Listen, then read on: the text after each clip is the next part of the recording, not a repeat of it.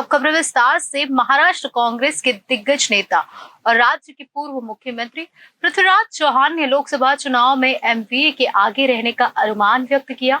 उन्होंने कांग्रेस को महाराष्ट्र में 12 सीटें मिलने का अनुमान व्यक्त किया। एक बातचीत के दौरान चौहान ने कहा कि राज्य में 2 पार्टियां खत्म हो जाएगी।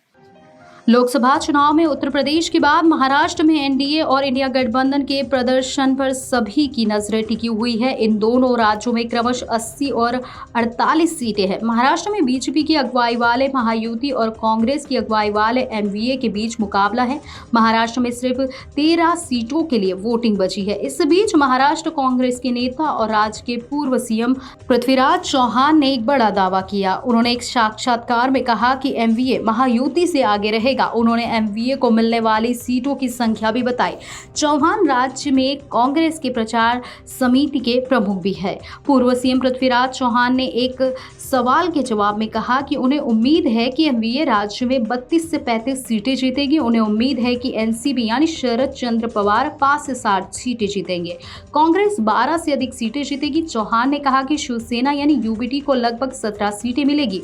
उन्होंने ये भी कहा कि नतीजे के बाद राज्य की 6 प्रमुख पार्टियों में से अब टिकने में भी समक्ष नहीं बची है। चौहान ने कहा कि पीएम मोदी के खिलाफ एक खामोश लहर है। अब जब चुनाव के 4 चरण समाप्त हो गए हैं तो मुझे लगता है कि हमें राज्य की 48 सीटों में से 32 में से 35 सीटें मिलेगी। हमारे तीनों दलों के एक साथ आने की शक्ति अभूतपूर्व है। चौहान से जब पूछा गया कि राष्ट्रीय स्तर पर बीजेपी को कितनी सीटें मिलेगी तो उन्होंने कहा कि मुझे नहीं लगता कि उन्हें 272 सीटें मिलेगी, शायद 250 और 271 के बीच। चौहान ने कहा कि बीजेपी इसके नीचे भी जा सकती है। ऐसे में बीजेपी के सामने सहयोगी जुटाने की चुनौती होगी। चौहान ने कहा कि मैं देख रहा हूं कि बीजेपी को महाराष्ट्र, दिल्ली, कर्नाटक और तेलंगाना में सीटें हारनी पड़ रही है। इसके अलावा राजस्थान, बिहार, हरियाणा और यूपी में भी माहौल ठीक नहीं है। केंद्रीय मंत्री पुरुषोत्तम रुपाला के बयान के चलते राजपूत समाज में गुस्सा है।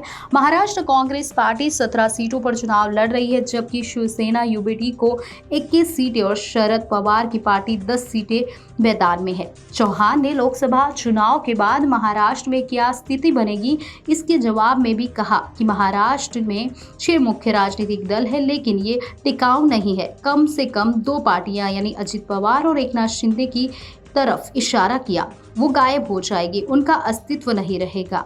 चौहान ने एक अन्य सवाल के जवाब में उम्मीद जताई कि एमवीए अच्छा प्रदर्शन करेगा। हमारे अलग होने का कोई कारण नहीं है। चौहान ने कहा कि महाराष्ट्र में मुस्लिम वोट शिफ्ट हुआ है, वे बीजेपी को हराने के लिए रणनीति के तहत वोट कर रहे हैं। उन्होंने कहा कि एक समय था जब शिवसेना मुस्लिमों के लिए अछूत थी, आज वह बात नहीं है।